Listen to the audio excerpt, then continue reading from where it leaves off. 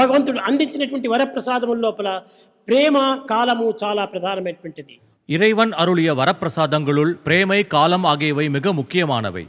ఈ ప్రేమను పొందే నిమిత్తమే కాలమును సద్వినియోగం చేయాలి. இந்த பிரேமையை பெறுவதன் பொருட்டு காலத்தை நல்வழியில் பயன்படுத்த வேண்டும். మానవుడు ఉన్న కాలం లోపల 3 భాగములు దుర్వినియోగమే చేస్తున్నాడు. இன்றைய மனிதன் இருக்கும் காலத்தில் 3/4 பங்கினை தீய வழியிலேயே செலவிடுகின்றான். ఇందులో ఒక్క భాగం కూడాను సరైన సద్వినియోగపరచడం లేదు. இதில் ஒரு பங்கை கூட சரியான வழியில் செலவிடுவதில்லை. విద్యార్థులు ఉన్నారు. இன்று మానவர்கள் உள்ளனர். విద్యార్థులు విద్యలో సద్వినియోగం చేస్తున్నారు అనుకుంటున్నారు. மாணவர்கள் காலத்தை படிப்பதற்கு செலவிடுவதாக நினைக்கின்றனர். ఉపయోగించుకునేటువంటి కాలం కంటే కూడాను అవిద్యలకు ఉపయోగించుకునేటువంటి కాలమే అధికంగా ఉంటుండది వారిలో.